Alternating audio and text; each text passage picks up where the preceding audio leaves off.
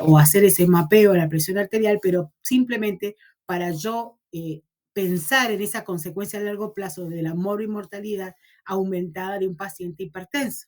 Entonces, el objetivo de un tratamiento antihipertensivo es disminuir la mortalidad, entendida por los problemas a nivel cardiovascular que dijimos recién, pero también todo lo que tiene que ver con la parte renal y cerebral, ¿no? O sea, es todo, la PAN-DIS metabulopatía. Bien, yo ya sé que tengo, yo ya sé que quiero. Bueno, ahora tengo que ver qué existe, ¿sí? ¿Qué existe para tratar eso? Y nosotros sabemos por la fármaco que tenemos tratamientos no farmacológicos y tratamientos farmacológicos.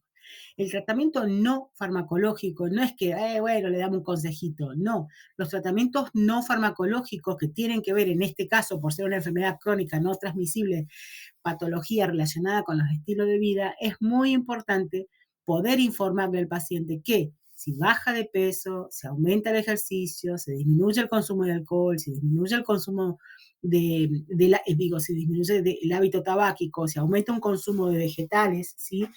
Va a tener, porque ya está demostrado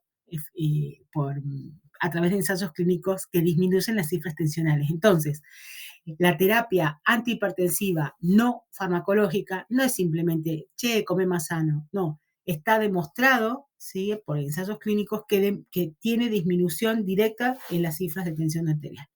De hecho, muchas pacientes en un estadio 1, cambiando los hábitos de vida, haciendo ejercicio, quitando la sal de la mesa, disminuyendo el consumo de alcohol y el tabaco, directamente no tienen que ni tomar un medicamento. ¿Tá? Ahora bien, si yo tengo que elegir un tratamiento farmacológico, si yo necesito un tratamiento farmacológico, bueno, es el cuarto paso de la guía de la buena prescripción que te dice, bueno, hace una tabla, fíjate cuántos grupos de medicamento existen, se han diseñado para esta patología. Entonces ahí aparece la tabla multiatributo para seleccionar grupos de medicamentos. Por eso ahí están los diuréticos, los IECA, los ARAs, los bloqueantes cálcicos, los simpaticolíticos, ¿sí? Y todo lo que tiene que ver con la acción central. Bueno, la información de esto voy a sacar sobre todo lo que es perfil farmacológico, mecanismo de acción, eficacia. El libro me la va a informar, pero hay ensayos clínicos que me van a ayudar a completar esta información, porque la eficacia es lo que se demuestra a través de los ensayos clínicos o muchos ensayos clínicos rehechos en sumatoria, hacemos un metaanálisis, ¿no?, de ensayos clínicos, de ahí el metaanálisis de ensayos clínicos. Si tengo que también saber cuán seguro es un fármaco, o sea, cuántos efectos adversos tiene, si son leves, si son frecuentes, si son graves, si son raros, ¿sí? Esa información también la puedo sacar de la mano de la farmacovigilancia, de las fichas técnicas de los productos también. Y la conveniencia de un fármaco, ¿sí?, este tamiz que yo tengo que hacer entre eficacia, seguridad, conveniencia y costo, esa conveniencia va a ser cómo yo adapto la información que me trae el libro a la historia clínica de mi paciente en particular. Si para mi paciente está contraindicado, o si para los fármacos que ya mi paciente viene tomando va a haber interacciones, o si la forma de administración es más conveniente o no, según la adherencia que vaya a tener mi paciente. Yo todo esto lo tengo que pensar. Yo todo esto lo tengo que tener en cuenta. Entonces, agarrando el libro, teniendo el capítulo tirado a la hipertensión arterial, me encuentro con que directamente, pero profe, el libro te da el algoritmo, te dice, si tienes tanto entre tanto, etapa 1, considera agregar una tiacida. Si tiene una etapa 2, fíjate qué combinás con qué. Controlarlo 3 meses. ¿Bajó o no bajó? Sí, no, sí, bueno, fíjate cómo, o sea, ya está, obvio que los algoritmos, las pautas, las guías de práctica clínica, todo está escrito en esta vida, todo está escrito, pero tenemos que saber pensar, tenemos que saber definir el problema de salud. Si yo no sospecho que tiene mi paciente, nunca voy a poder aplicar ninguna plantilla terapéutica. No sé si se entiende eso, o sea, esa, esto que voy a decir, que uno puede decir, la inteligencia artificial nos puede suplantar a todos, sí, perfecto, pero el hacer el diagnóstico, el sospechar, el oler al paciente, el tocarlo, el palparlo, el auscultarlo, el hacer ese diagnóstico, ese es el arte, ¿no?, de la medicina. Bien.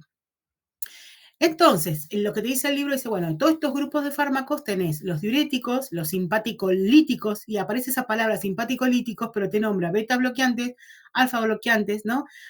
agentes simpático-líticos de acción central, o sea, esto ya lo vimos la semana pasada con el sistema nervioso autónomo, simpático-lítico, es romper con el sistema simpático para bloquear estos receptores beta, por ejemplo.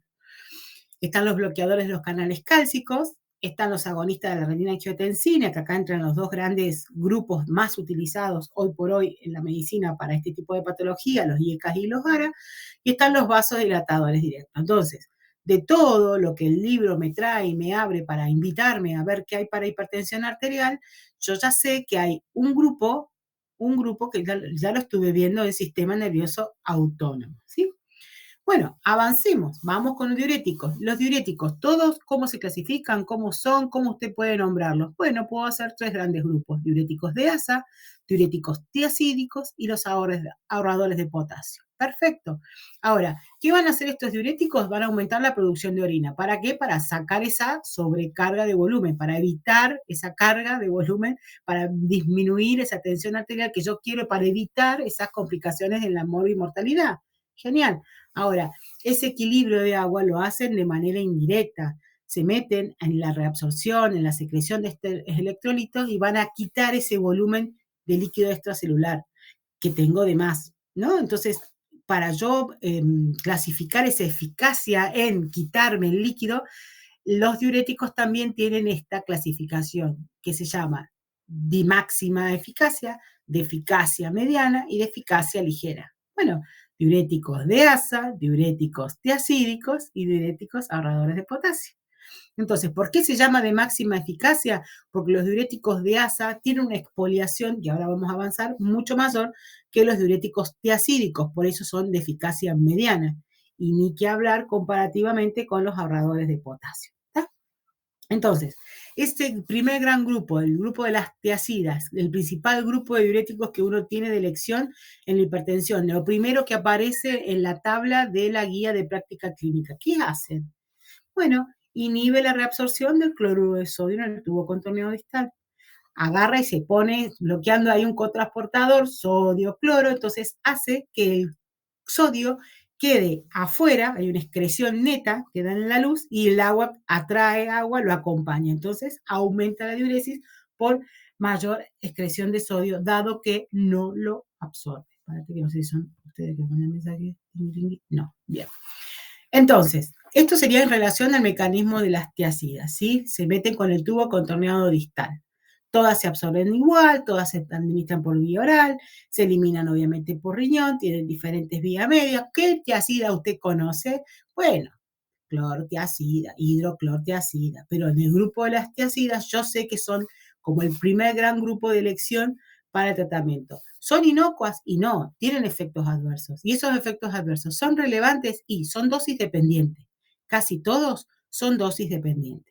¿Y qué van a hacer? Van a aumentar el colesterol, van a aumentar la uricemia, te pueden hacer la hipoglucemia, pero te pueden expoliar el potasio, así como te expolian el sodio, también te sacan el potasio, la hipomagnesemia, y eso puede ser de riesgo en un paciente, porque esa depresión de potasio que te produce un diurético te puede poner el paciente en riesgo. Por eso, ahora vamos a avanzar con el otro grupo, que son los ahorradores de potasio. ¿Está? Bueno, estas serían como las tiacidas como las más conocidas, la hidroclortiacida, la clortiacida y la clortalidona, ¿sí? Serían como las más nombradas. En cuanto a los diuréticos de asa, bueno, los diuréticos de asa se meten en el asa de Henle, por eso tiene una alta capacidad de producirte esta diuresis, por eso se llaman diuréticos de techo, de máxima eficacia. ¿Quién entra acá en juego? La furo. Acá la vedette del grupo es la furosemida, que apenas la administras está actuando y está expoliando, también tiene un efecto dosis dependiente. Se utiliza, obviamente, a veces en situaciones de emergencia, la furosemida endovenosa, también viene vía oral, pero lo que tenemos que saber es que son fármacos no de uso restringido, pero sí de uso respetuoso, ¿sí? Porque uno puede provocar muchos efectos adversos y puede dañar más de lo que quiere ayudar. ¿Qué efectos adversos puede tener? Bueno, una hipotensión, ¿no? De esa hiperglucemia, de esa retención aguda de orina que te puede hacer un globo vesical, te alteran todos los electrolitos, estamos hablando de un diurético de techo, te altera todos los electrolitos, sodio, potasio, calcio, cloro, magnesio. Y también tanto también para el grupo de los diuréticos tiacídicos como los de ASA, está descrita la hipersensibilidad, pero es poco frecuente. Y en relación a los ahorradores de potasio, el tercer grupo que estamos viendo dentro de lo que son los diuréticos, lo que hacen los ahorradores de potasio trabajan al final, en el tubo contorneador distal, disminuyen esa reabsorción de sodio y la secreción de potasio en ese tubo colector. Entonces, si bien no son diuréticos potentes, son diuréticos muy útiles porque no te hace el efecto de la hipopotasemia. Acá se dividen en dos subgrupos, los que se meten directo con el receptor de la aldosterona, ¿sí? Los antagonistas mineralocorticoides, que está la famosa espironolactona, también está la eplerenona, pero son como los dos más conocidos, y de los que se meten con el canal de sodio en el tubo contorneado distal, el ENaC, ¿sí? Está la amiloride y el triamtirene. Ambos son considerados ahorradores de potasio, son de primera elección en algunas patologías, sí, pero sí para utilizar en manera combinada con otros fármacos. Bien, si yo esta información rápidamente me quiero hacer el cuadrito, listo, ustedes se van al libro, bien cortito, diuréticos tiacídicos, ¿sí? Diuréticos de ASA, Tuki, los clasifican en dónde están, primera línea en la hipertensión, tiacida, edema asociado, ¿ven? Bueno, calcular no, pero para que ustedes puedan entender cuáles son las primeras opciones de tratamiento, ¿sí? Edema pulmonar, ¿ven? Que están más en la urgencia. Pero son un grupo de fármacos muy nobles, de primera línea en la hipertensión, sobre todo las tiacidas. Bien, Tuki, vamos con la tabla, paso al otro grupo, agentes simpático-líticos. Los agentes simpático-líticos ya lo estuvimos viendo la semana pasada con todo lo que es sistema nervioso autónomo.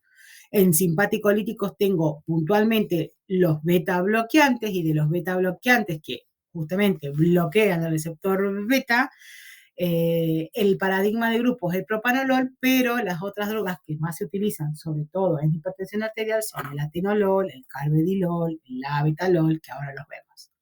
¿Qué hacen los beta bloqueantes como antihipertensivos? Porque también sabemos que lo vamos a ver en un ratín como antiarrítmicos, por ejemplo. Pero como antihipertensivo, ese mecanismo de antagonizar actuando sobre los receptores beta, bloqueando ahí, hacen que disminuya la resistencia vascular periférica, que disminuya la frecuencia cardíaca y la contractividad, disminuye la actividad simpática, ¿sí? Es un simpático lítico, entonces me sirve como antihipertensivo, que me baje la resistencia, que me baje esa frecuencia cardíaca. Pero de todos estos fármacos beta bloqueantes o simpático-líticos beta, yo tengo que saber que su función bloqueadora también va a tener mayor o menor selectividad según si se une al beta 1, si se une al beta 2, qué tipo de actividad tiene. ¿Se acuerdan que hablamos de la ASI, de la actividad simpático-mimética intrínseca, y así se dividían según la modalidad de bloqueo en ese antagonista verdadero y esos agonistas parciales según la capacidad de la actividad intrínseca, ¿no? Esa ASI, capacidad o actividad simpático-mimética intrínseca. Entonces, clasificamos todo en un cuadrito. Fármacos beta bloqueantes son todos, sí, pero algunos son no selectivos y otros son selectivos. De esos selectivos, sin esa actividad intrínseca, tengo acá el atenolol. Por eso aparece tan de primera línea el atenolol, ¿sí? Y los que tienen actividad beta bloqueante, pero alfa beta bloqueante, aparece ahí el labetalol y el carvedilol, que son los que fuimos nombrando para la hipertensión en el embarazo. Bien, ¿hay más actividades? Sí, tienen actividades adicionales y eso es lo que les da el bonus para que uno pueda elegirlo para una patología más que la otra. Por ejemplo, lo que decíamos recién, actividad alfa, son beta bloqueantes todos, sí, pero con la actividad alfa, la betalol carvedilol, que aumenta la producción del óxido nítrico, sí, también, el nebivolol, que tienen un agonismo beta 2, sí, también, que pueden bloquear la entrada de calcio, me sirve, bloqueante cálcico, bloqueante beta bloqueante, también me dijeron que era para la hipertensión, mira qué interesante, venga el carvedilol, o sea que el carvedilol puede ser beta bloqueante tiene efectos alfa bloqueantes, tiene efectos bloqueantes cálcicos, me sirve. Upa, mirá, el carvedilol también tiene acción antioxidante. Por eso se ha posicionado tanto el carvedilol como fármaco antihipertensivo. ¿Qué cosa me tengo que acordar? Y que un beta bloqueante, si tengo un paciente asmático, prefiero que no sea de primera línea, porque si yo sé que a un paciente asmático le doy un beta estimulante para que pueda hacer broncodilatación, porque tiene broncoespasmo de base, lo que veíamos la semana pasada en su patología asmática, bueno, si le doy un beta bloqueante que pierda la selectividad y se me vaya al beta 2, bueno, la verdad que no me va a estar sirviendo mucho. Entonces, tratemos de que si tengo un paciente con asma o patología pulmonar, bueno, evitar el uso de beta bloqueante. Si yo tengo un paciente con beta bloqueante a modo de tratamiento crónico, tengo que saber que puedo provocarle un síndrome de abstinencia si le retiro de manera brusca el tratamiento. Por eso, si yo tengo que retirar un tratamiento con beta bloqueante, tengo que hacerlo de manera paulatina, un destete de más o menos 10-14 días. Bien, ¿qué otro simpático lítico tengo? Lítico, el alfa bloqueante. ¿Cuáles son los fármacos alfa bloqueantes? Bueno, los fármacos alfa bloqueantes, la prazosina, la terazosina, la doxazosina, ¿se usan? Y la verdad que no son de primera línea, pero son muy útiles en los pacientes que tienen hipertrofia prostática benigna, ¿sí? Porque mejoran mejoran los síntomas urinarios. Pero ¿tengo que conocerlos? Y sí, los tengo que conocer, pero ¿son de monoterapia? ¿Son de primera línea? No, excepto que tenga un paciente hipertenso, por ejemplo, con hipertrofia prostática benigna. Ahora, ¿qué hacen estos alfa bloqueantes? Acordémonos dónde estaban los receptores alfa, que estaban en las arteriolas, entonces si estoy bloqueando, estoy rompiendo esa resistencia arteriolar, disminuyo la resistencia arteriolar, aumento la capacitancia venosa. Eso de primera entrada va a hacer que el cuore lata más fuerte, porque ¿dónde está la sangre? Se te está quedando atrapada en las venas, ¿no? Y entonces hay se desencadenaría un mecanismo reflejo contraproducente, porque me está aumentando la frecuencia cardíaca, me está aumentando la renina plasmática, no lo estaría queriendo. Pero ¿qué pasa? Cuando yo hago la terapia a largo plazo, esa vasodilatación inicial persiste, pero ese gasto cardíaco, esa frecuencia cardíaca o esa actividad de la renina que se había disparado como mecanismo reflejo, vuelve a su normalidad, vuelve de nuevo a su homeostasis. Por eso, el tratamiento alfa bloqueante de entrada te puede causar esa hipotensión postural, ¿no? Ese encharcamiento, por decirlo de alguna manera, que te aumenta la frecuencia cardíaca, que te aumenta ese reflejo y esa renina. A la larga, ese flujo se normaliza, ¿está? Entonces, hay que saberlo, hay que tenerlo en claro que los alfa bloqueantes tienen ese fenómeno de primera dosis, esa hipotensión ortostática que es muy frecuente, pero como decíamos, no son fármacos de primera línea y mucho menos de fármacos de primera línea en hipertensión arterial. ¿Tá? Bien, entonces, de los simpáticos líticos, ¿qué me queda? Ya di el beta bloqueante, el alfa bloqueante, voy con los mixtos. ¿Cuáles son los mixtos? Esto que hablábamos recién, alfa 1 beta. Actúan sobre los dos, carvedilol y labetalol. Con lo bonito que tenemos que el labetalol, como ha sido una fórmula, un fármaco estudiado en el embarazo, sabemos que no habría riesgo para el feto, o sea, no son teratogénicos, ¿sí? Esto que hablábamos la semana pasada. Entonces, paciente embarazada puede, con hipertensión digo, puede indicarse el labetalol como fármaco antihipertensivo. Entonces, si yo voy al gráfico, truqui, de vuelta me quedo con la tabla y ahí tengo los beta 1, los beta 2 no selectivos, los alfa 1 y los alfa 1 beta. ¿Tá? Entonces, atenolol, bisoprolol, bueno, como fármacos de primera línea son sumamente utilizados los bloqueantes, los simpaticolíticos, ¿sí? Puntualmente los beta 1, o sea, los con actividad selectiva, como el atenolol, ¿sí? Bien, simpático lítico de acción central, adrenérgico de acción central, bueno, la alfa-dopa, alfa-metildopa, la clonidina, la reserpina. Antes, la metildopa, la alfa-metildopa era como la primera línea para una paciente, de hecho se utiliza en la emergencia, obviamente, en una eclampsia, una preeclampsia, pero era el único fármaco que existía para la hipertensión en el embarazo, durante el embarazo. Entonces, la metildopa como fármaco de acción central, es un fármaco que se utiliza durante el embarazo, es un profármaco, tiene que metabolizarse para activarse. Como les decía, se utiliza en hipertensión del embarazo y bueno, nada. Tiene efecto adverso, sí, sedación, pero son fármacos que si los vas a indicar porque los necesitas indicar, es prima el efecto buscado antes que las reacciones adversas, ¿sí? Bueno, aguántenme un segundo, aguántenme one second, please, porque se estaría teniendo un problema doméstico mascotín. María del Mar, ¿qué pasa con el gato? ¿Qué te pasa, Milo? ¿Qué te pasa? Vamos, mira, abuela, vení, vení, Milo, ¿estás a tu casa? Bueno, no jodas. ¿Vos ubicás en el baño? Sí. Ay, madre mía. Me falta. Que el gato me maulle en la puerta. Bueno, listo. Tingui tingui, ¿dónde está? ¿Quién soy? ¿Quién soy? Ah, bueno, con la alfa-dopa, alfa-metildopa, la clonidina, reserpina, son los fármacos simpático-líticos de acción central. ¿Sí?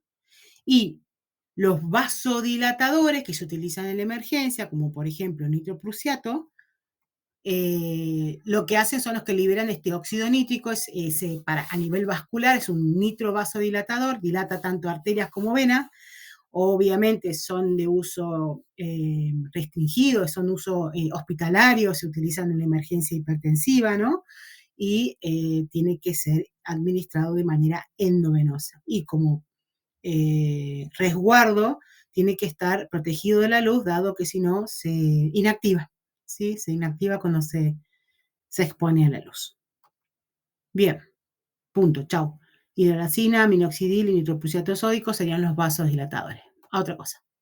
Vamos, con los IECAS. ¿Qué son los IECAS? Son los inhibidores de la enzima convertidora a la angiotensina, ¿no? La que termina siendo angiotensina-aldosterona y por ende desencadena todo el mecanismo renal. Entonces, dentro de los IECA, que son el primer grupo que aparece, después aparecen los ARA, los IECA son los famosos priles, captopril, lisinopril, enalapril, ramipril, fosinopril, todos los priles. Ahora, son fármacos sumamente utilizados, ¿por qué? Porque han demostrado otros beneficios, como por ejemplo al paciente diabético, que es muy común de encontrar un paciente diabético hipertenso justamente en este grupo de las ECNT, enfermedades crónicas no transmisibles, se ha visto que el estar expuesto a un fármaco inhibidor de la enzima convertidora, un IECA, un PRIL, le disminuye la glomerulopatía diabética. Entonces, son como los fármacos de elección en un paciente con hipertensión y diabetes.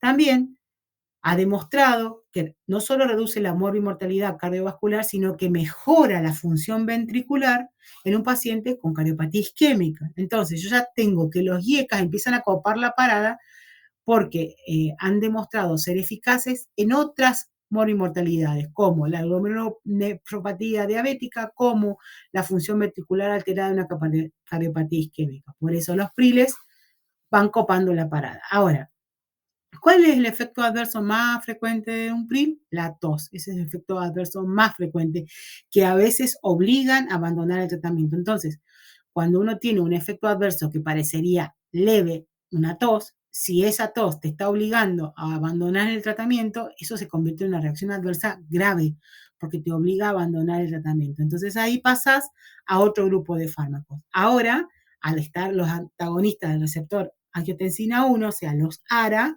listo, de un IECA pasás a un ARA, ¿ok?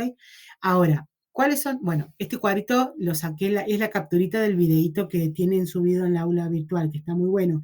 Es más, hay otro pibe que hace unos videitos muy copados, que ya me voy a acordar cómo se llama y se los voy a pasar. No lo puedo subir al aula, está claro, pero está bueno lo que hace el pibe. Bueno, ARA2. Los ARA2 son los antagonistas, como decíamos, del receptor de angiotensina 1, o sea, se meten en el caminito, en esa angiotensina, impidiendo esa unión de la angiotensina con la angiotensina 2 para que no hagan esa actividad simpática. ¿Quién aparece acá? Los sartanes. ¿Cuáles son los sartanes? Los sartán, candesartán, irbesartán, valsartán. Los más utilizados o los que más copada la parada tienen son los sartán y como primero y el valsartán. ¿sí? Lo que tienen de efecto al meterse directamente a antagonizar la angiotensina 2 va a relajar el músculo, o sea, te va a hacer la vasodilatación y te va a aumentar la excreción renal de sodio, entonces te va a reducir el volumen plasmático. Por ende, los ARA, los sartanes, son fármacos que están copando la parada y tienen este plus de no producir tos como si lo producen los IECA.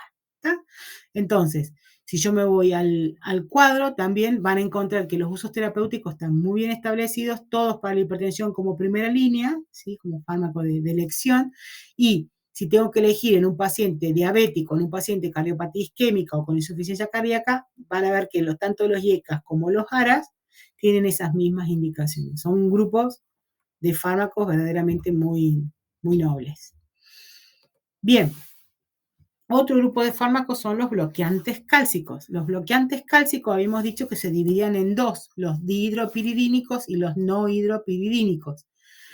De los no dihidropiridínicos, que estaba el verapamilo y el diltiazem, los volvemos a tocar en antiarrítmicos. Entonces, empiezan a aparecer grupos que empiezan a solaparse, de alguna manera, los grupos con sus funciones y con sus eficacias demostradas, no porque me parece que por el mecanismo de acción podrían dar, sino que hay ensayos clínicos que sostienen y avalan esta indicación. Entonces, ¿los bloqueantes cálcicos son útiles? Sí. ¿Qué bloquean? Los canales de calcio. ¿Cuántos canales de calcio había? Y había tipo 1, de tipo T y los tipo L. Estos tipos T estaban más con los nodos de la conducción, ¿sí? Del automatismo cardíaco, mientras que los tipos L, los lentos, tienen que ver con ese calcio que se libera en las miofibrillas para hacer la contracción. Entonces, a lo que iba, como el verapamilo y el diltiazem trabajan en los tipos T, son los que están en la parte que desencadenan la conducción, los vemos más pararrítmicos, y nos vamos a meter con los dihidropiridínicos, que son los que actúan sobre el canal tipo L, los lentos, los que tienen que ver con la contracción miocárdica. ¿Cuáles? Son un montón, pero la amlodipina, la lercanidipina y la nifedipina son los que más les van a sonar o los más posicionados que están en el mercado. Como bien decíamos, los canales de calcio son los tipo L los que se bloquean. Por ende, está ralentizando y disminuyendo esa fuerza de contracción. Al disminuir la fuerza de contracción, disminuye el consumo de oxígeno y esto va a provocar no solo la vasodilatación coronaria, o sea que me estaría viniendo bárbaro para un paciente que tiene un espasmo cardiovascular, o sea, una angina de pecho, sino que también al hacerse esa dilatación, me están disminuyendo la poscarga y me están sirviendo para la hipertensión arterial. Para que me tome un mate, tengo la lengua seca. Bien, verapamilo, nifedipina, diltiazem serían el otro grupo de fármacos que les decía, los no dihidropiridínicos, que se utilizan más para el tema de lo nodal, lo del marcapaso. ¿Por qué? Porque pueden producir como reacciones adversas este bloqueo auriculoventricular, ¿sí? Tienen mayor riesgo. Todos los fármacos que actúan a nivel de la conducción, que ahora pasamos a antiarrítmico, vamos a ver que son beneficiosos para la arritmia, pero pueden gatillar nuevas arritmias, ¿sí? Bien. Vamos con el verapamilo y el diltiazem, que no deberían ser usados en insuficiencia cardíaca, obviamente porque disminuyen más esa función cardíaca, pero sí son de máxima utilidad, sobre todo el verapamilo, en la arritmia. Bien, entonces, si yo me quedo con el cuadro del libro, tuki, saco fotito y me quedo con, acá tengo los bloqueantes de los canales cálcicos, ¿sí? Las dihidrospiridinas y las no dihidropiridinas. De las hidropiridina, la amlodipina, la lercanidipina y la nifedipina, que son los más utilizados para esta angina de pecho, ¿no? Esa hipertensión que me conduce a la angina de pecho, obviamente son la primera elección en la angina vasoespástica, y la diferencia que acá está marcada es que si yo tengo un paciente hipertenso que también tiene cardiopatía isquémica, pero esa cardiopatía isquémica tiene que ver con el esfuerzo, una angina de esfuerzo, esta va a ser la de primera elección, elegir un beta bloqueante. ¿Está? Entonces, como acompañando una hipertensión acompañada de cardiopatía isquémica, tengo acá como los dos grandes grupos. ¿A cuándo elijo un bloqueante cálcico?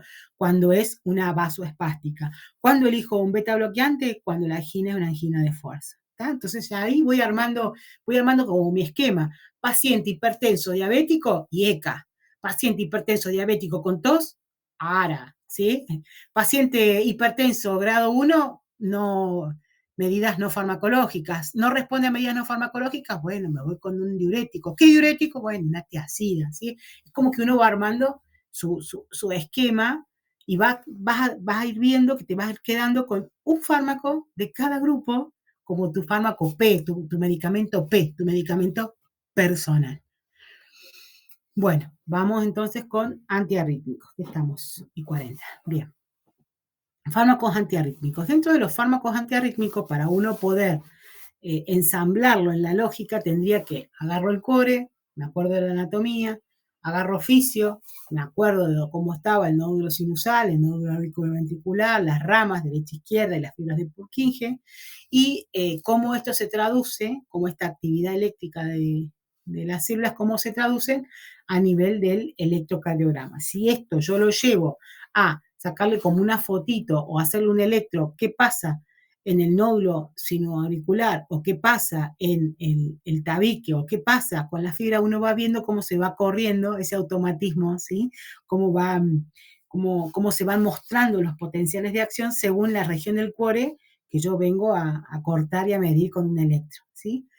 Entonces, ¿qué pasa con las arritmias? Y bueno, las arritmias, que deberían llamarse disritmia, pero bueno, es un ritmo desordenado a nivel cardiovascular, un ritmo desordenado que puede ser porque el corazón sufrió una isquemia, digo, tuvo hipertensión arterial, hizo la cardiopatía isquémica, se infartó y te está haciendo la isquemia, puede ser porque hay una variación heredada en algún canal iónico, porque esto ya está, hay estudios, ya existen los diagnósticos de las patologías arrítmicas y son estos casos que aparecen, ¿no? Falleció un pibe joven jugando al fútbol, ¿no? La estimulación simpática también, y obviamente si después de una isquemia, después de un infarto, se cicatriza y se remodela ese miocardio, todo el cableado que iba por allí puede provocar esta arritmia. Las arritmias pueden ser clínicas, o sea, sintomáticas o asintomáticas, y esas asintomáticas te pueden llevar, como decíamos recién, el tema de que te amenacen la vida, ¿no? Bueno, de los medicamentos antiarrítmicos, lo que yo quiero hacer es meterme en ese flujo de todos los canales iónicos que se ponen en marcha, ¿no? Cada canal, cómo se va alterando, para yo poder jugar con esos iones para disminuir, mejorar esa conducción, ese impulso, o sea, cómo se va generando ese impulso. Entonces, las arritmias pueden estar causadas porque no se está generando bien el impulso, si hay alteraciones en esa automaticidad, o puede existir algo, como decíamos recién, en la conducción, en el cableado, que está alterando ese impulso que vaya con su frecuencia atrioventricular. Entonces, si el problema de la generación inapropiada del impulso está en el nódulo sinusal, puedo tener por más taquicardia, por menos bradicardia. Y como estoy en el nódulo sinusal, entonces yo hablo de taquicardia sinusal o bradicardia sinusal. Si tengo algún foco ectópico, si zapatean unas células diferentes, ectópicas, en otro lugar, bueno, es como que gatillan la conducción, toman el mando de manera anárquica y se comportan como un marcapaso, pero desde otro lugar. Las automaticidades que se te dan a desencadenar por estas polarizaciones de reentrada, sí que puede existir. Y los defectos de conducción, como hablamos, si hay un bloqueo, va a haber bradiarritmia, o si esa conducción recircula, o sea, reingresa el, el impulso, te hace lo que se llama las taquiarritmias, ¿sí? Uno hasta puede encontrar dónde está ese cablecito de más que está haciendo recircular y generándome la taquiarritmia, como las enfermedades de Ward-Parkinson-White y tal. Uno entra y hace ablación, tuki, quema, cauteriza el cablecito y se acabó y se curó el paciente, ¿no? Pero bueno, yo quiero dar un tratamiento antiarrítmico, tengo que entender dónde está el conflicto, tengo que saber dónde quiero actuar y por eso voy a definir mi blanco terapéutico. Yo que quiero restablecer la actividad normal del corazón, de su ritmo de nódulo sinusal. Bueno, perfecto. Ahora, ¿dónde está el problema? Y extendido el problema, ¿lo voy a tratar farmacológicamente o lo tengo que tratar quirúrgicamente? Bueno, voy farmacológicamente. ¿En dónde me puedo meter? Y o me bloqueo los canales de sodio, o me meto con los beta bloqueantes para que todo lo que sea el efecto simpático le baje la frecuencia, o le estiro el periodo refractario, bloqueando sus canales de potasio para que la célula quede como impermeable a esa descarga, bloqueo los canales calcio, los que veníamos viendo recién, estos canales de calcio T, ¿sí? Y los otros, que son la adenosina, bueno, el otro grupo de fármacos que pueden actuar en otros lugares. Entonces acá la clasificación te los ponen en grupos, grupo 1, grupo 2, grupo 3, grupo 4, y bueno, grupo 5 quedó abajo, pero no importa. El grupo 1 se divide a su vez en 1A, 1B y 1C. 1A, procainamida, la que habíamos marcado. Está la quinidina y la procainamida. ¿Con quién se mete? Con el sodio. Son bloqueos moderados de los canales de sodio. Entonces, prolonga el potencial de acción. Si yo estoy prolongando el potencial de acción, estoy suprimiendo, ¿sí?, estas arritmias, sobre todo las ventriculares. Las clase 1B, como la lidocaína, que es la que vimos en anestesia, es un bloqueo débil de los canales de sodio, ¿sí? También indicación ventriculares. Y la clase 1C, donde está la flecainida, es un bloqueo intenso, no solo de los canales de sodio, sino también de los potasios. Entonces, canal de sodio, ¿quién se mete? La clase 1. La clase 1, canal de sodio. Si es 1A, es un bloqueo moderado, procainamida. 1B, lidocaína, bloqueo débil, la conozco de anestésico.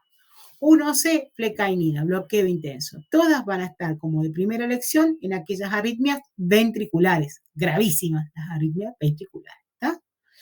Si yo hablo de antiarrítmico clase 2, son los beta bloqueantes. Listo, ya me lo sé. Clase de fármacos antiarrítmicos clase 2 son fármacos beta bloqueantes, son los receptores beta que son bloqueados. ¿Por quién? Ideal propanolol. ¿Está? Clase 3, amiodarona, es la que se mete con el periodo refractario, ¿sí? Se mete ahí para bloquearlo. La clase 4, el famoso verapamilo y diltiazem, esto los conozco, sí, son los bloqueantes cálcicos no dihidropiridínicos, son bloqueantes cálcicos, ya los conozco. Y la clase 5, no sé por qué no se ve, pero estaba la adenosina. Ahora creo que más adelante lo tengo. Bueno, este cuadrito sería como el que ustedes tienen que alimentar para construir el resumen para estudiar.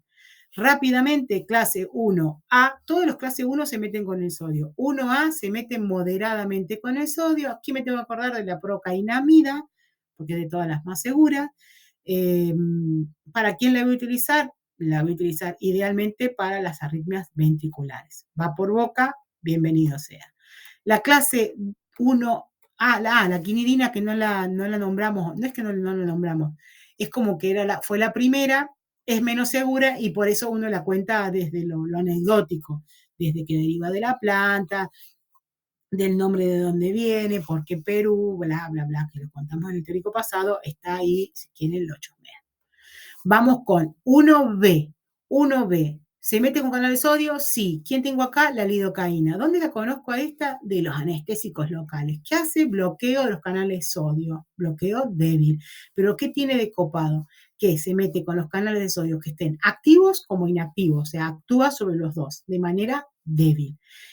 ¿Qué tiene de diferente con la procainamida? Que esta va por vía parenteral. Esta solamente es por vía parenteral. ¿Dónde se indica?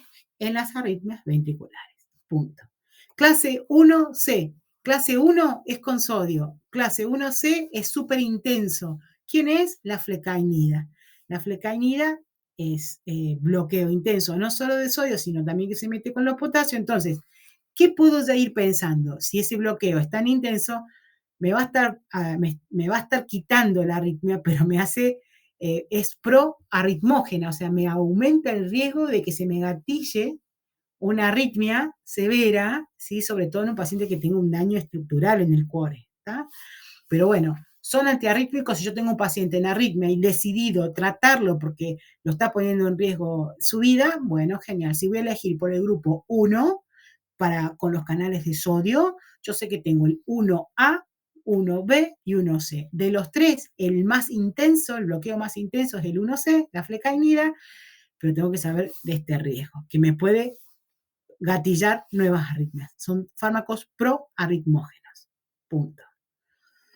Clase 2, ya lo conozco, propanolol, beta bloqueantes, son los beta bloqueantes. Me vienen bárbaros porque son fármacos que los uso en hipertensión arterial, son fármacos que los uso en hipertensión arterial con cardiopatía isquémica, y si tengo hipertensión arterial, cardiopatía isquémica y arritmia, venga, bienvenido sea un beta bloqueante, ¿sí? Clase 3, se meten con el potasio, como habíamos dicho, si me meto con el potasio te estoy prolongando el periodo refractario, o sea, la célula queda inviable para la nueva repolarización, si no puede repolarizarse, estoy deprimiendo esa automaticidad, me viene bárbaro ese periodo refractario porque hago más lenta la conducción. Así que la amiodarona es un fármaco verdaderamente muy útil en pacientes con arritmias, ¿sí? Tiene una semivida muy prolongada, puede llegar hasta los 100 días, de hecho no tiene correlación, si yo le saco sangre al paciente para ver la concentración plasmática, no hay una buena correlación con el efecto, y uno de los riesgos más grandes que tiene la amiodarona es el riesgo de dosis de uso crónico, ¿no? Dosis que se van acumulando y me hacen efectos a nivel pulmonar, como la fibrosis pulmonar y la neumocitis intersticial.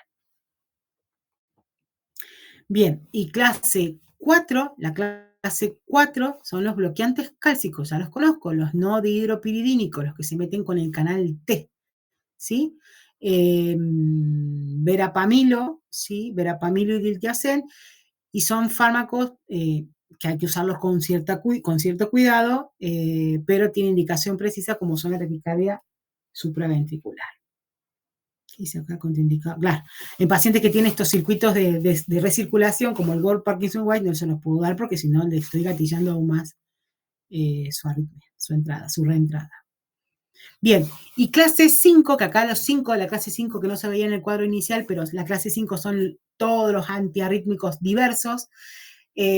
Ahí nombramos a la adenosina y al sulfato de magnesio y como fármaco así como de primera línea, el sulfato de magnesio sabemos que es el fármaco de primera línea para las torsadas de punta, que son esas taquicardias ventriculares que ponen en riesgo la vida y que generalmente pueden estar gatilladas por otros fármacos. ¿Se acuerdan que había un montón de fármacos que te pueden gatillar arritmia? No solo los antiarrítmicos que son proarritmógenos, sino fármacos que te pueden gatillar una arritmia, ¿sí? Es como para recordar eso. Todo lo que es cardiovascular tiene mucho de farmacovigilancia. Cardiovascular tiene mucho de farmacovigilancia y tiene que ser sospechado.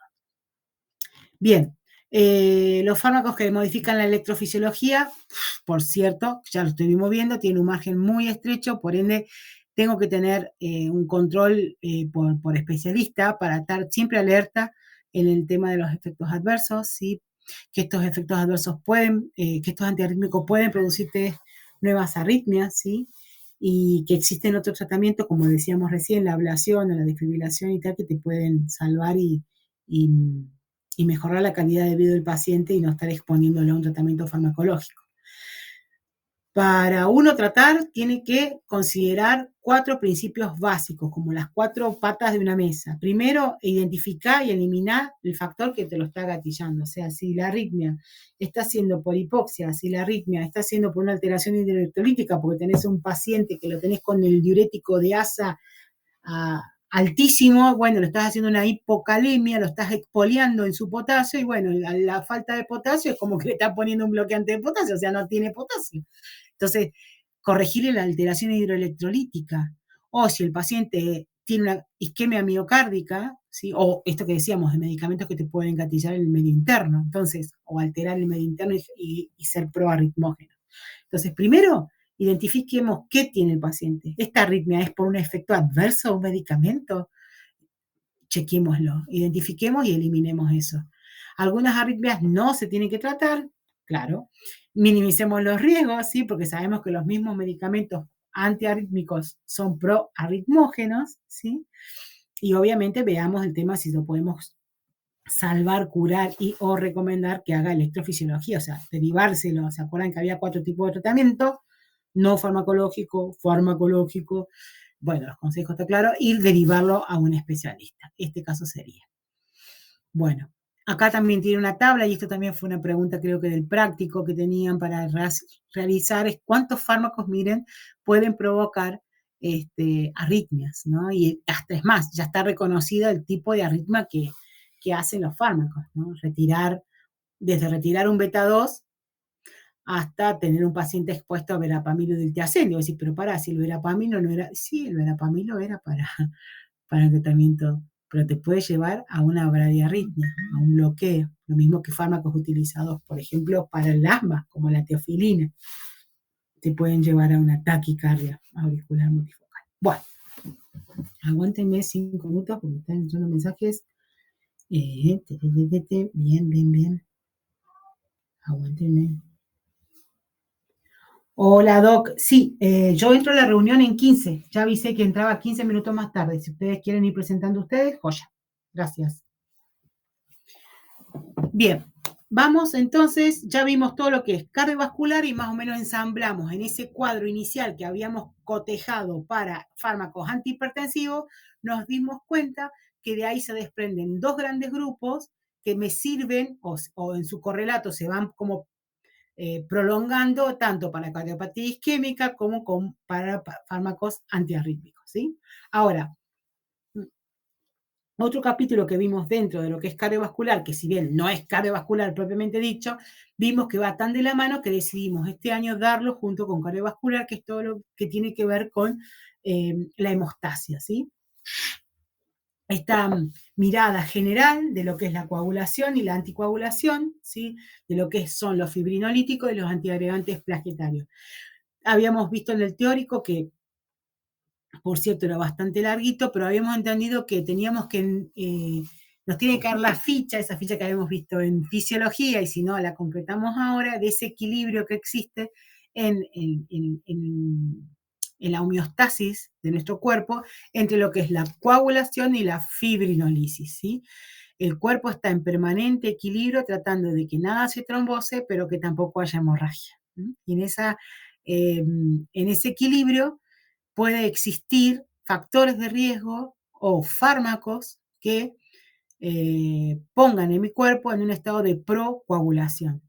Hay fármacos que hacen este estado de procoagulación y terminan provocándote la trombosis. Entonces, necesitamos saber de que estos fármacos trombolíticos los tengo que conocer para poder indicarlos rápidamente ante un paciente con trombosis, ¿sí?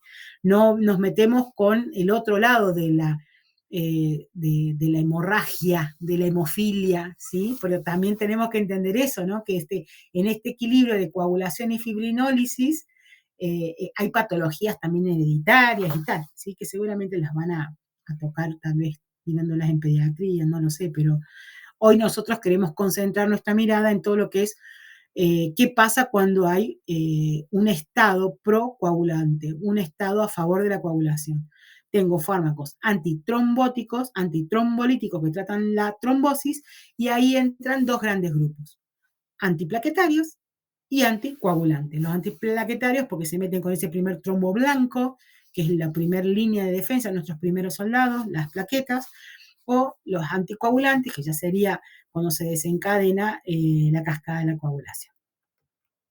Bien, entonces, tingui, tingui, tingui, en diversos compartimentos el riesgo de trombosis depende de los factores, como decíamos, factores sistémicos y factores locales. Hay factores locales y también tiene que ver con esto de favorecer el sedentarismo, hasta trabajos que te favorecen, ¿no? La posibilidad de tener trombosis venosas. Bien, ¿qué fármacos nosotros vamos a ver acá? ¿Qué vemos en este capítulo? Nosotros vamos a ver los fármacos que te van a ayudar a esa liquidez, fluidez sanguínea, ¿no? La heparina como anticoagulante parenteral. Primero por un anticoagulante que fabrica nuestra propia célula, digo, nuestro hígado, nuestro pulmón, nuestro endotelio fabrica heparina. Heparina como un anticoagulante, pero como un anticoagulante farmacológicamente diseñado para ser administrado de manera parenteral. Y lo que hace, activa la antitrombina, el inhibidor natural de esas proteasas coagulantes, ¿sí? O sea, estoy con un fármaco diseñado que copia exactamente lo mismo que hace mi cuerpo.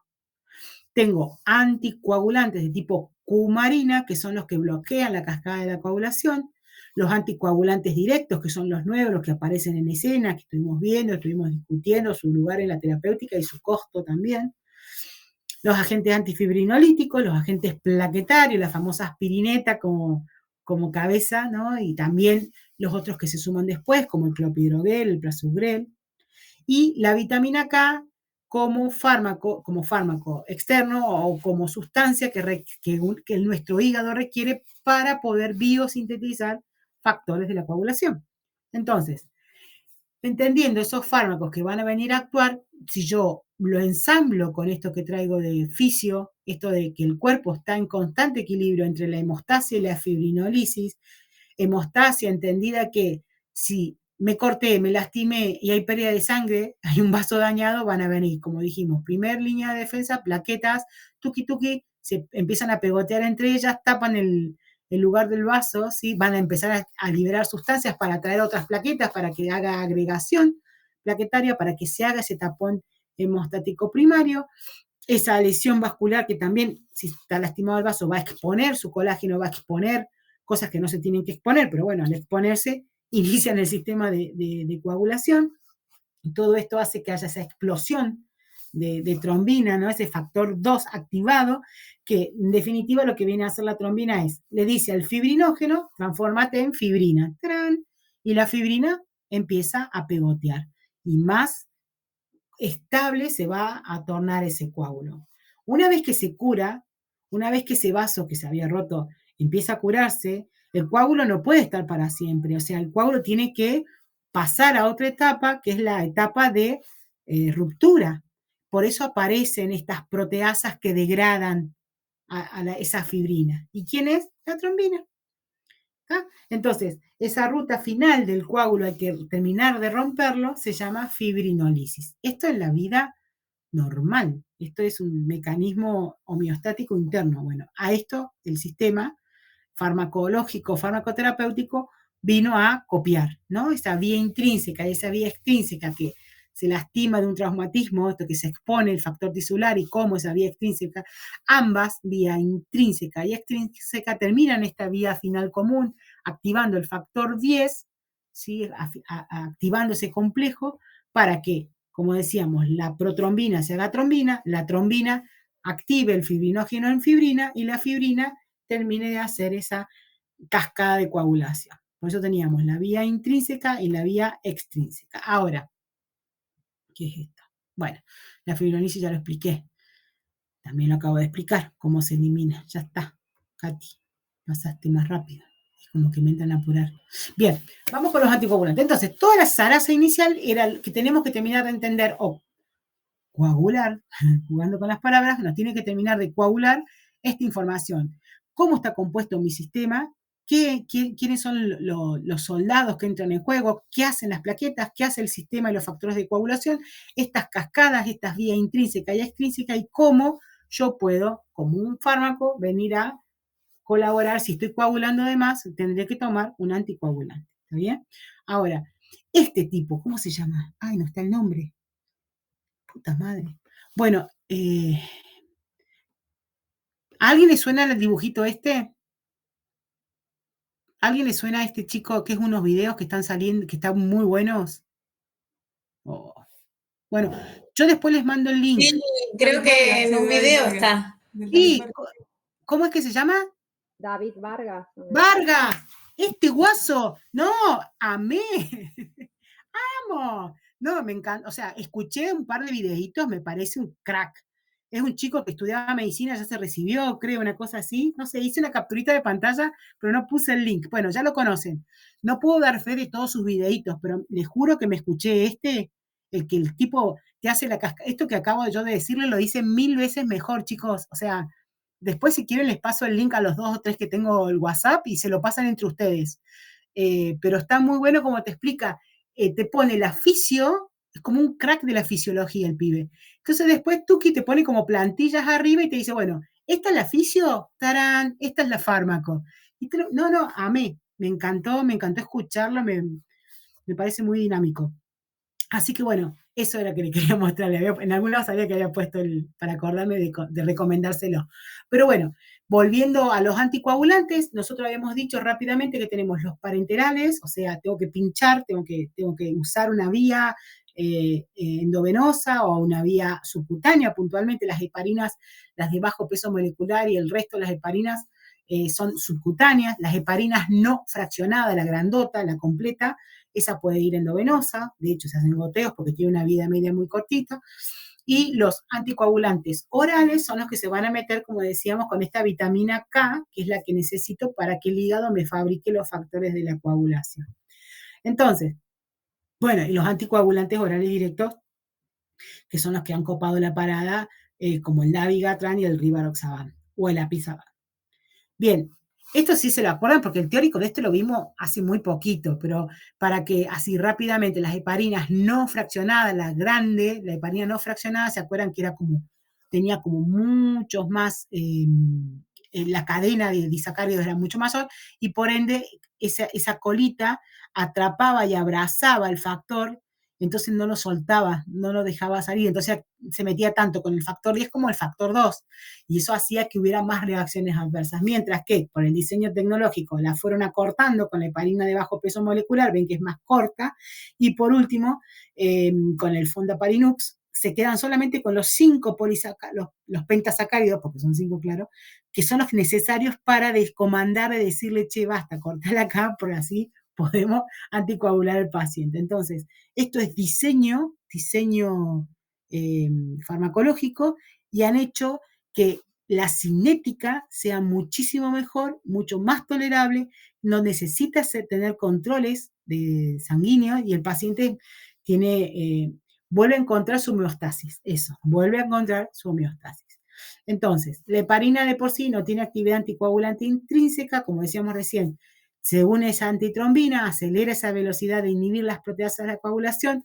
Contábamos esto, ¿no? El sustrato suicida se une, se encaja ahí como un candadito y hace que ese cambio conformacional que se realiza no pueda ser accesible a la proteasa. Ese cambio conformacional hace que se acelere esa inhibición por el factor 10A activado, o sea, bloquea hasta en 1000, o sea, es la función que tiene verdaderamente es sumamente beneficiosa en la anticoagulación.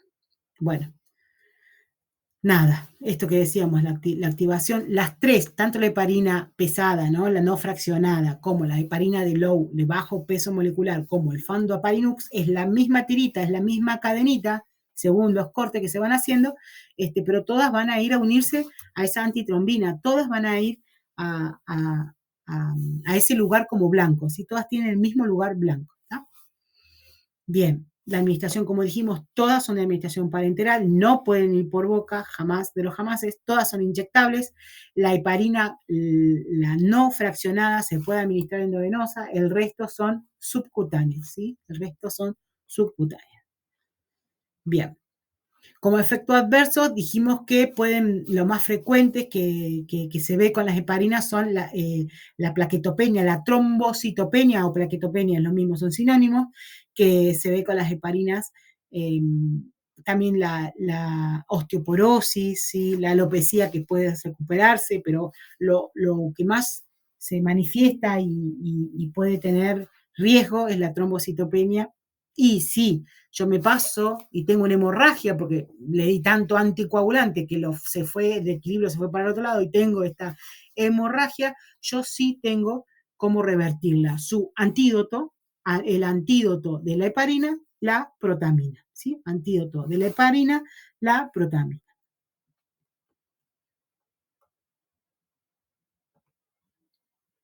Bueno, de las heparinas de bajo peso molecular, la que más le va a sonar es la enoxiparina. ¿Se acuerda que hablábamos del tema de la trombosis?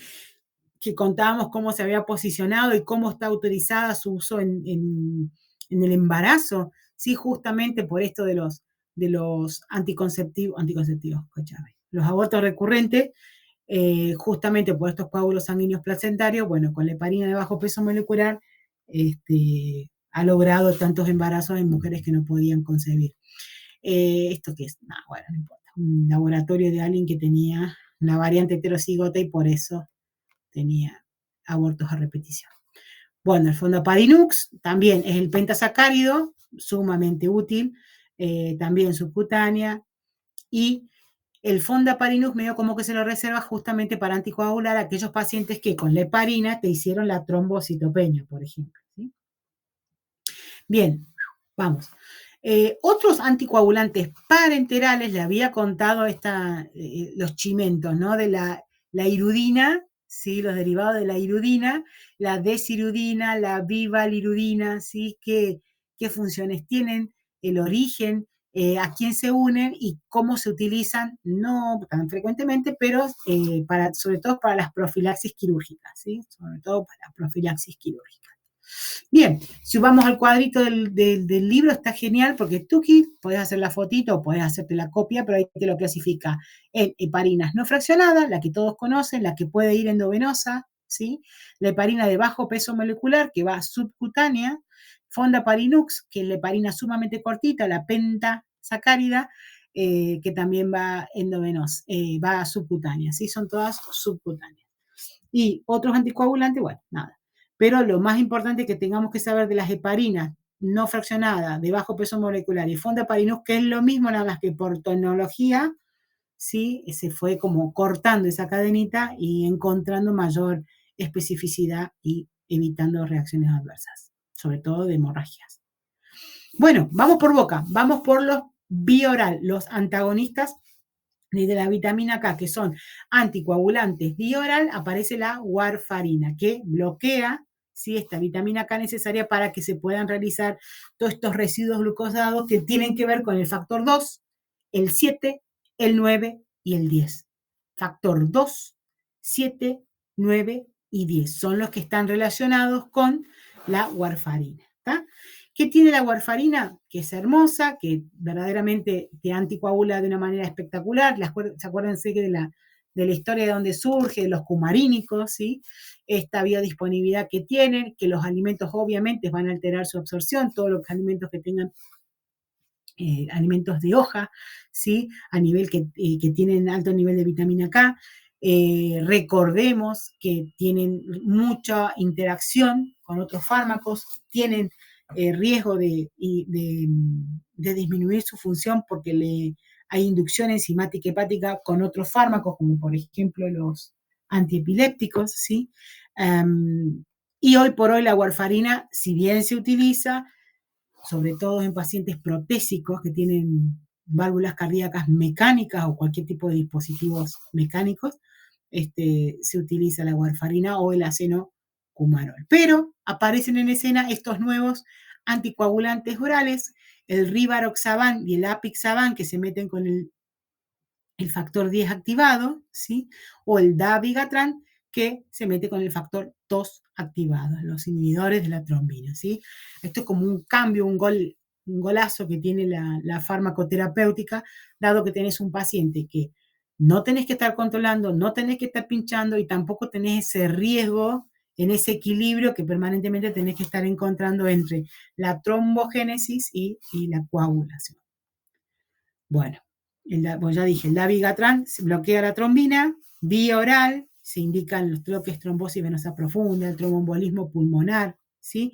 Generalmente después de que vos al paciente, ves luego del puente de heparina, claro, después de que un paciente se trombosa, vos le haces el diagnóstico, lo heparinizás, lo internás, lo heparinizás, y una vez que lo tenés heparinizado, lo pasás a vía oral, ¿sí? Para que pueda irse a la casa, claro, con uno de estos fármacos que son los anticoagulantes orales nuevos, ¿sí? Porque los cuando uno dice anticoagulantes, piensa en warfarina o acenocumarol. No, los nuevos anticoagulantes no se meten con los factores vitamina K dependientes, sino que actúan directamente sobre el factor 10 activado, el rivaroxaban y el apixaban, o el factor 2 activado como el dabigatran. ¿Está? Bueno, esos son los nombres comerciales porque los traíamos a cuento de esto, ¿no? Del lugar cómo han copado la parada, cómo están siendo sumamente utilizados y sobre todo ahora que hay cada vez más riesgo, ¿no? De trombosis, llámese por patologías o por consumo, no sé, de anticonceptivos, digo, el riesgo de trombosis y pacientes que tienen que ser heparinizados y luego pasar un anticoagulante oral. Bueno, en vez de paciente joven tomando anticoagulante oral con todo el riesgo que eso implica, pasan a este tipo de anticoagulante oral nuevo que sabes que los riesgos de sangrado son mínimos, ¿sí? Bien, y lo mismo, si vamos al cuadrito del libro, Tuki, tengo el cuadrito y puedo clasificar. Tungi, la warfarina, ¿qué hace? ¿Dónde está? Vitamina, ¿con quién se mete? Con la vitamina K. Venga. Dabigatran, ¿dónde está? Con el 2 activado. ¿Dónde va? Bioral. Venga. El inhibidor del factor 10. ¿Dónde están? Rivaroxaban, apixaban. Bien, perfecto. ¿Quiénes son? ¿Dónde están? ¿Cómo se utilizan? ¿Y cuál sería su nicho, ¿no? Su nicho terapéutico. Bueno, esto, nada, es lo mismo la cascada con todos los grupos de fármacos donde actúa cada uno, es para memotecnizarlo. Y por último, los antiplaquetarios. Los antiplaquetarios que actúan en ese primer trombo blanco que se llama, ¿no? Las plaquetas, estos primeros soldados que van a adherirse a ese endotelio dañado y se van a agregar, van a empezar a atraerse entre ellas a través de su receptor, de los tromboxanos y lo que van liberando. Eso hace que uno pueda entender la comunicación de la adherencia y la agregación. Una cosa es la adherencia y otra cosa es la adhesión plaquetaria. Por eso, según donde actúe cada fármaco, podés seguir teniendo adherencia, pero estás evitando la agregación, ¿sí?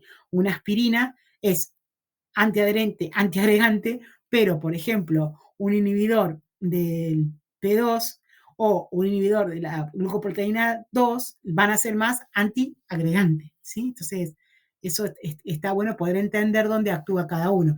Entonces, en esa adhesión y liberación plaquetaria, el ácido acetilsalicílico inhibe a la COX, entonces no hay tromboxano, entonces no hay contracción, entonces no hay activación de nada, mientras que el clopidogrel, el prasugrel, actúan a nivel del ADP. Entonces es otro el nivel de acción, lo mismo que la glucoproteína 2B, que esto ya es un anticuerpo monoclonal, pero bueno, hay que saber lo que va y actúa directamente ahí, o sea, va directamente a actuar en bloqueando este receptor para que no haya más activación, no haya ese blanco de atraerse y agregarse las plaquetas entre ellas, ¿está?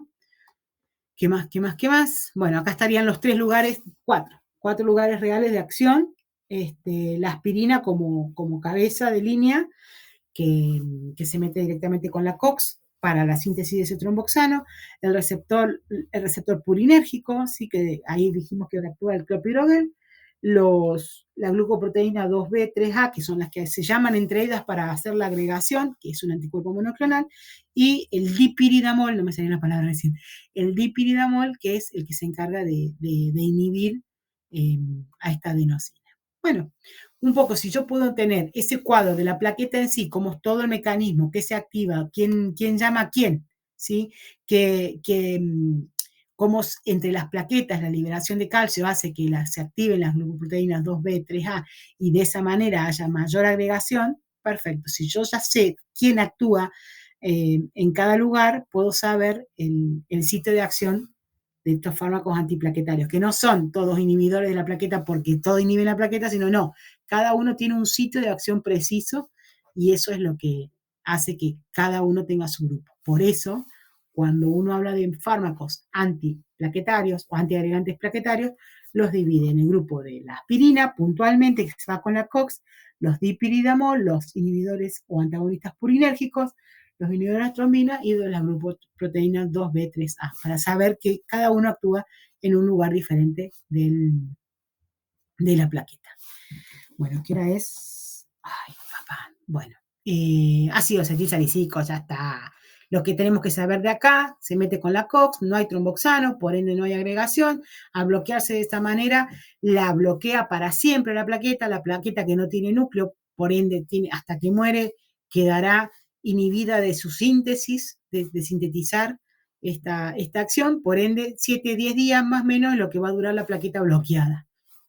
Por ende, yo sé cuánto es el bloqueo de la plaqueta, pero también sé qué pasa si el paciente, por ejemplo, tiene que operarse, cuando antes tengo que suspenderle más o menos entre 7 y 10 días el antiplaquetario para que no para que recupere, mejor dicho, su adherencia plaquetaria con las nuevas plaquetas que surjan del megacarioncito. Bueno, nada, dosis altas son al Pepe, la dosis de 100 miligramos, ya con eso te asegura la antiagregación entre plaquetas, con una dosis de 100 miligramos, que es la famosa aspirina, cardioaspirina, que le dicen aspirina protectora, ¿no? Tiene un nombre así, cardioaspirina. Bueno, nada, tengo que ir al otro. Bueno, antagonistas del receptor purinérgico, dijimos clopidogrel, prasugrel, ticagrelol, cangrelol, ¿sí? Con que se acuerden del clopidogrel, está todo bien.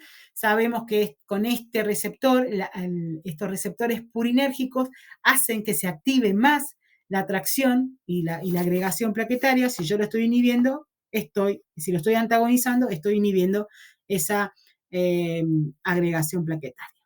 Y también lo hacen de una manera irreversible. ¿Está? El clopidogrel.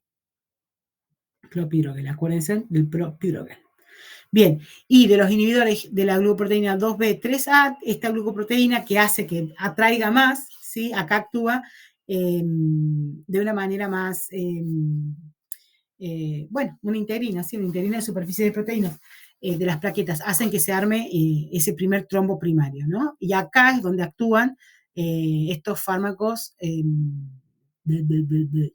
no me salen ni las palabras, anticuerpos monoclonales. Obviamente, otro nivel de uso, otro nivel económico muy específico con los anticuerpos monoclonales como el apixaban, ¿sí?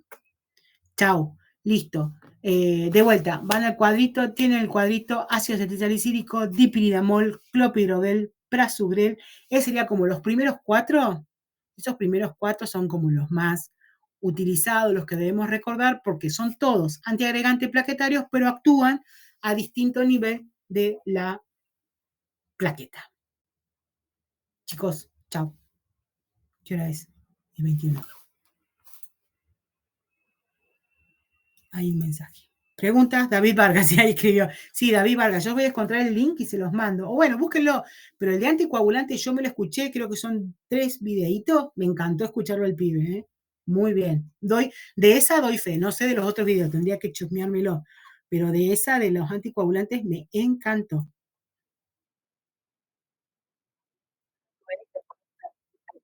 ¿Está? Sí, Amora. A ver, pará, déjame chequear, pero sí está. O sea, está por separado. A ver, pare. Claro, está por separado en cada uno de los links. A ver, muchas gracias, profe. Axel, no me olvido de vos, tengo todo para darte. El jueves te veo y te lo doy. Acá, ¿ustedes están viendo mi pantalla? Ahí va. Acá dice antiagregante, anticoagulante, fibrinolíticos. Tungi, si yo hablo ahí, ¡sarán! Acá está todo, ¿ves? Después, si vas a hipolipemiante no hablé nada, pero bueno, este fue el último que vimos, chicos, o sea, esta la sabemos. Los hipolipemiantes, las dislipemias, también ahí está, 38 diapos. Después, antihipertensivos, ves que tenés antiarrítmicos. Uy, me mandé mal, pero ves que cada palabrita tiene su link, su power subido. ¿Está? Bueno, yo les voy a estar confirmando por mail si nos dan esa aula para que hagamos el taller de búsqueda. Si no, el taller de búsqueda lo virtualizamos. Igual no creo que me estén dando mucha pelota entre las 11 y las 13 horas, sabiendo que a las 14 rinden, ¿no? Pero bueno, yo voy a intentar de que si no me dan el aula, a virtualizarle la actividad. Les voy a avisar por mail, ¿ok? No, gracias a ustedes. Gracias. Y acuérdense la diferencia de eficacia, eficiencia y efectividad. ¿Se acuerdan de esa diferencia, no? Sí. Bien. Eficacia, eficiencia y efectividad. Acuérdense de esa diferencia. ¿Está? ¡Muac! Terminen de estudiar. Gracias totales. Chau. Chau, chis.